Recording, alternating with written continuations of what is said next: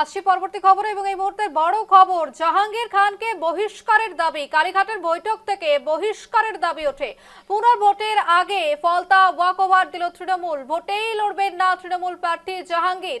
পুষ্পা ঝুঁকেগা নেই বলা তৃণমূল প্রার্থী জাহাঙ্গীর খান কি শেষমেশ ঝুঁকেই গেলেন, কারণ 21শে মে ছিল ডায়মন্ড হারবার লোকসভা কেন্দ্রের অন্তর্গত ফলতায় পুনর্ভোট, আর তার আগেই বিরাট ঘোষণা করলেন জাহাঙ্গীর। তিনি পরিষ্কার জানিয়ে দিয়েছিলেন যে আসন্ন ভোটে তিনি লড়বেন না, এবং তারপরেই কিন্তু যে কালীঘাটের বৈঠক আমরা দেখেছি এবং সেই কালীঘাটের বৈঠকের যে আপডেট উঠে আসছে, সেখানে জাহাঙ্গীর খানকে বহিষ্কারের দাবি ওঠে এবং কালীঘাটের বৈঠকে উপস্থিত ছিলেন তৃণমূল কংগ্রেসের শীর্ষ নেতারা, নেতৃত্বরা, এবং তাদের মধ্য থেকে কিন্তু একটি কথা উঠে আসে যে কালীঘাটের বৈঠক থেকে কার্যত বহিষ্কারের দাবি ওঠে। কারণ আমরা একেবারেই সকাল থেকে যে খবরে নজর রেখেছি, এই ফলতার যে নির্বাচন সেখান থেকে সরে দাঁড়ানোর সিদ্ধান্ত নেন জাহাঙ্গীর খান এবং তিনি একেবারে সরাসরি জানিয়ে দেন যে ভোটে লড়বেন না তিনি, এবং কারণ দেখান যে সোনার ফলতা তৈরি করার জন্যই তিনি ভোটে লড়বেন না এবং সেখানে যাতে শান্তিতে নির্বাচন হয় সেই জন্যই তিনি সেখান থেকে সরে দাঁড়াচ্ছেন। তারপরেই কিন্তু দেখা যায় কালীঘাটের বৈঠক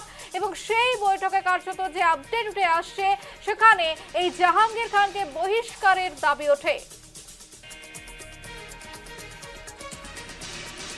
খবর সম্পর্কে বিস্তারিত জানবো। এই মুহূর্তে আমাদের সঙ্গে সরাসরি রয়েছে আমাদের প্রতিনিধি শঙ্খদীপ। শঙ্খদীপ, যে খবর উঠে আসছে জাহাঙ্গীর খান এবং আলোচনার আজ কেন্দ্রবিন্দু একেবারে বলা যেতে পারে, এবং এই মুহূর্তে যে আপডেট আসছে যে কালীঘাটে তাকে বহিষ্কারের দাবি ওঠে, এখন কি আপডেট?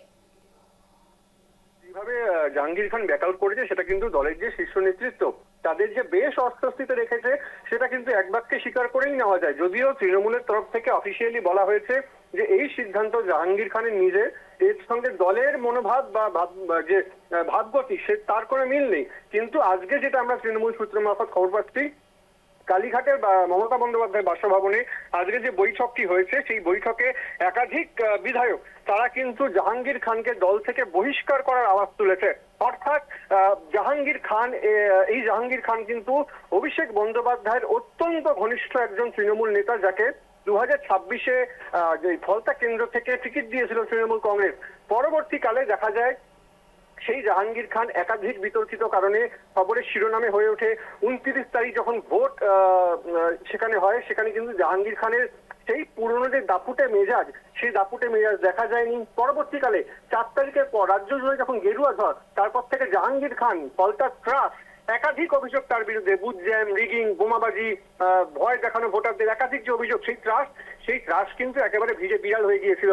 পরবর্তীকালে দেখা যায় এই জাহাঙ্গীর খানকে আবারও মাঠে নামতে 2-1 দিন আগে, যেখানে মাত্র হাতে গোনা কয়েকজনকে নিয়ে জাহাঙ্গীর খান মিছিল করতেন, যেটা কার্যত নজিরবিহীন। কারণ এই জাহাঙ্গীর খান যেখানে যেত সেখানে তার অনুগামীদের ভিড় থাকতো, যারা চাইতেন না তাদেরকেও আসতে হতো, ভয় দেখিয়ে আনা হতো বলে অভিযোগ করা হতো। সেই জাহাঙ্গীর খান কিন্তু তার পুরনো ছন্দে ছিলেন না। আজকে হঠাৎ করেই দেখা গেল রাজ্য রাজনীতিতে ঝড় তুলে তিনি একদম ভোটের 48 ঘন্টা আগে প্রার্থী পদ থেকে নিজের নাম প্রত্যাহার করে নিলেন। ঠিক যেই সময়টা করলেন তার 1 ঘন্টা পরেই কালীঘাটে মমতা বন্দ্যোপাধ্যায়ের বাসভবনে তার বৈঠক রয়েছে এবং যে এমএলএরা বিজয়ী হয়েছেন তাদেরকে নিয়ে বৈঠক রয়েছে। সেখানেই কিন্তু জাহাঙ্গীরের এই মনোভাব একেবারেই ভালোভাবে নেয়নি দল, যার ফলে একাধিক এমএলএ রয়েছেন যারা নাম প্রকাশে অনিচ্ছুক, তারা কিন্তু একেবারে দলের অন্দরে থেকে জাহাঙ্গীর খানকে বহিষ্কার করার দাবি তুলেছে। রূপালী, একেবারেই শঙ্খদীপ, এরপর তৃণমূল কি পদক্ষেপ নেয় সেদিকে আমাদের নজর থাকছে। তবে আপাতত ধন্যবাদ তোমাকে।